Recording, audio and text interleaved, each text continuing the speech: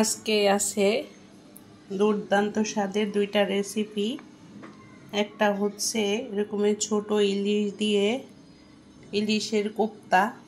Hello everyone, আসসালামু আলাইকুম।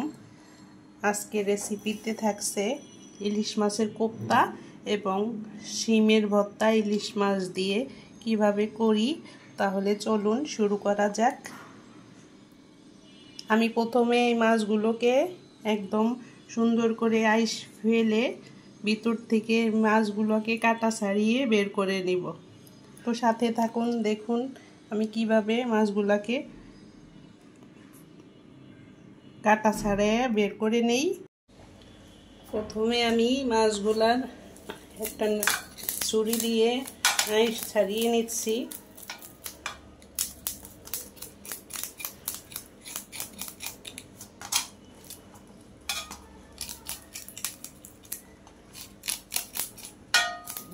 মাছের আইসটা ছাড়ানো হয়ে গেলে মাছগুলা কিভাবে ভিতর থেকে বের করে একদম কাটাকুটা বেছে কোপ্তা করি।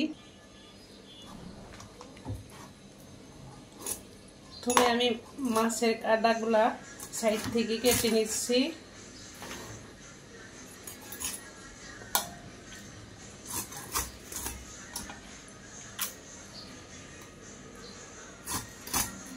ছোট ছোট পিস করে এভাবে করে ভিতরে শক্ত কাঁটাটাকে আমি ফেলে দিব।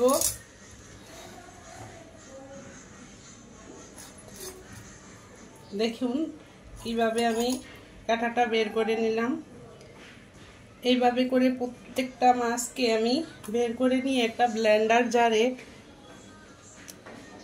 তোমার মাছটা এখানে কেটে ধুয়ে বেছে একদম ব্লেন্ড করে কাটা ছাড়িয়ে নিয়ে এসেছি। এখন এর সাথে আমি একে একে সব মশলার গুঁড়াগুলাকে দিয়ে দিব।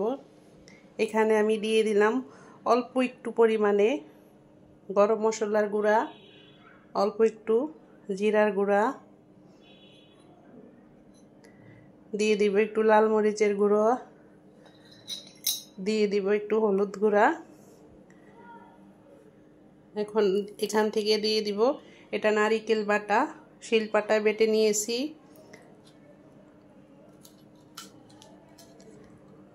দিয়ে দিলাম একটু পেঁয়াজ বাটা। এখানে দিয়ে দিব আদা বাটা, আর এখানে 2টা কাঁচামরিচ বাটা দিয়ে দিচ্ছি। আর কিছু পরিমাণে কুচি করা পেঁয়াজ দিয়ে দিলাম। অল্প পরিমাণেই পেঁয়াজ দিয়ে দিলাম, যেহেতু একটু বাটা পেঁয়াজ দিয়েছি।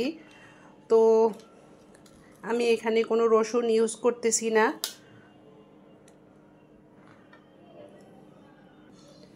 এখন দিয়ে দিব একটু স্বাদ মতো লবণ।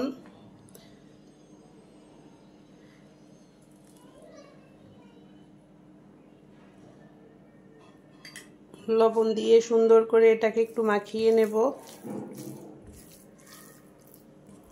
দুর্দান্ত স্বাদের এই ইলিশ মাছের কোপ্তা যারা কখনো খাননি তারা আমার এই রেসিপিটা দেখে অবশ্যই খাবেন। এত মজা লাগে খেতে, পোলাওর সাথে বেশি মজা লাগে। অবশ্যই আপনারা একবার হলেও ট্রাই করবেন আর কমেন্টে জানাবেন আমার এই কোপ্তার রেসিপিটা কেমন হয়েছে। তো আমার তো মাখানো জোখানো কমপ্লিট হয়ে গিয়েছে। এখন আমি চুলায় একটা ফ্রাই প্যান বসিয়ে এটাকে শেপ দিয়ে ভেজে নিব। চলুন তাহলে। তো চুলায় একটা ফ্রাই প্যান বসিয়ে দিয়ে আমি এখানে তেল দিয়ে দিয়েছি। তেলটা তো আমার গরম হয়ে গিয়েছে। এখন আমি কোপ্তাগুলোকে সুন্দর করে ভেজে নিব। খুব বেশি বড় করব না, মিডিয়াম সাইজ করে কোপ্তাটাকে চুলার জালটাকে লো হিট করে দিয়ে ভেজে নিব।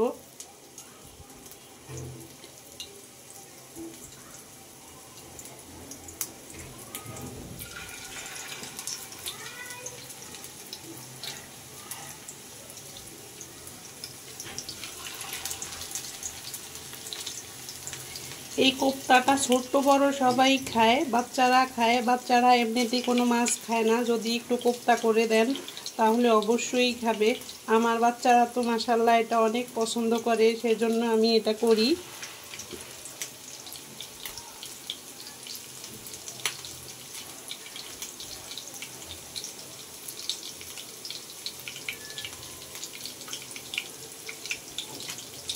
আমি এক এক করে এখানে সব কোপ্তাগুলোকে দিয়ে দিলাম।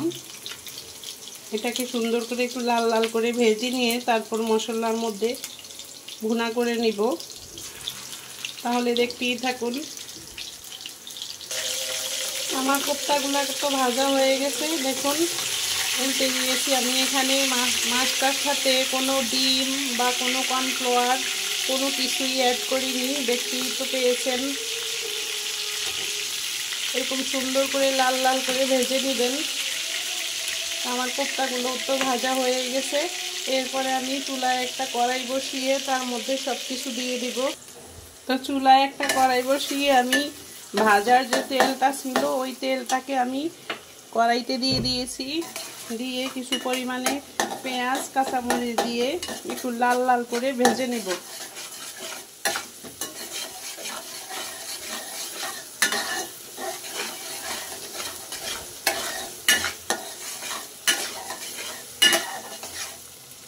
আমার পেঁয়াজটা সুন্দর মতো ভাজা হয়ে গিয়েছে, একটু লাল লাল হয়েছে।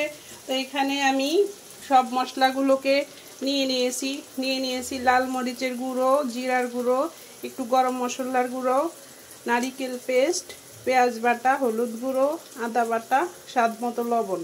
তো এখন এগুলা সব এর সাথে দিয়ে দিব।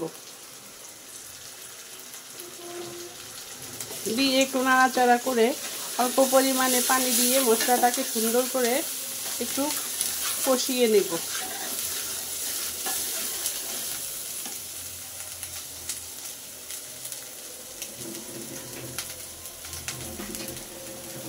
ভাবছিলাম আপনাদের সাথে আজকে দুইটা রেসিপি শেয়ার করব। শিমের ভর্তা, মাছের যে অবশিষ্ট কাটাকুটা ছিল সেগুলো দিয়ে একটু সময় স্বল্পতার কারণে আজকে আর দিতে পারলাম না, যেহেতু ভিডিওটা অনেক লম্বা হয়ে গেছে। আগামী ইনশাআল্লাহ নেক্সট ভিডিওতে শিমের ভর্তাটা থাকবে। আমি মশলাটাকে সুন্দর করে কষিয়ে নিব কিছুক্ষণ।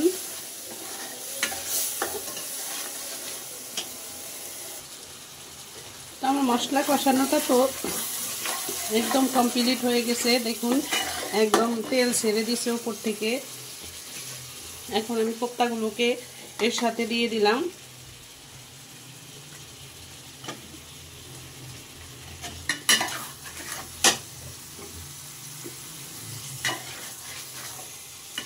কোপ্তাগুলোকে দিয়ে একটু নাড়াচাড়া করে জলে পানি অ্যাড করে দিব।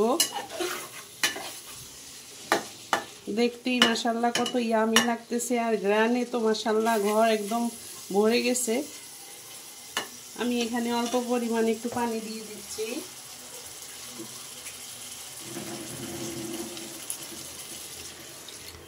একদম ভুনা ভুনা করব আমি, বেশি ঝোল রাখবো না, সেজন্য আমি অল্প একটু পানি দিয়ে দিলাম।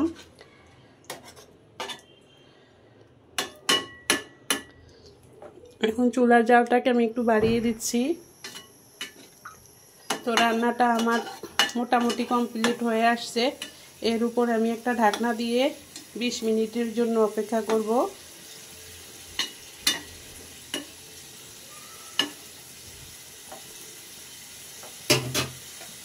এখন একটা ঢাকনা দিয়ে দিচ্ছি।